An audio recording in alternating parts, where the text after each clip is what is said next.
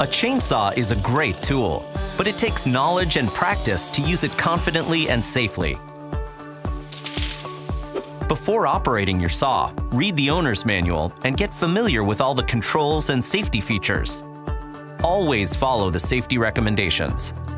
You'll need protective clothing like a hard hat, ear and eye protection, long pants, chaps are a good idea, gloves, and steel-toe boots. To start a chainsaw with a cold engine, place it on flat ground. Push the chain brake forward until it engages. Pull the start choke control out to the on position.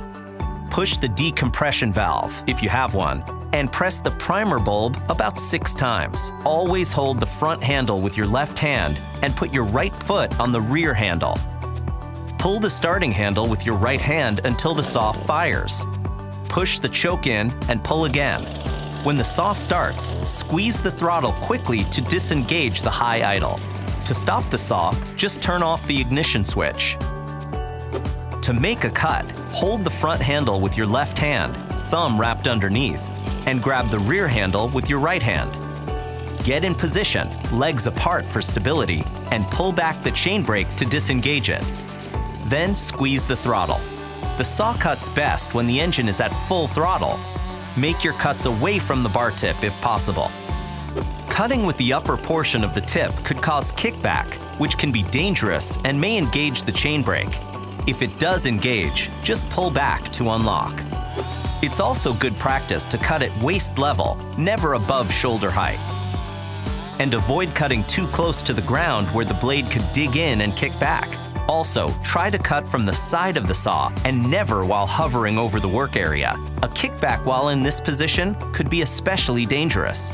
You can cut downward, called a pulling chain, or cut upward, called a pushing chain. Remember, your saw must be properly maintained to operate safely. Your manual will list the maintenance items and when to do them. Every time you use the saw, check the chain tension and adjust as necessary. Regularly inspect the bar and clean it. Also, check the air filter, clean and replace when necessary. And inspect the operation of the throttle lockout, the chain brake, and the chain catcher.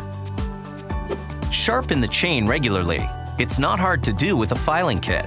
Start by holding the bar in a vise, then activate the brake to lock the chain. Sharpen the cutting teeth by placing the gauge with the arrows pointing toward the bar nose.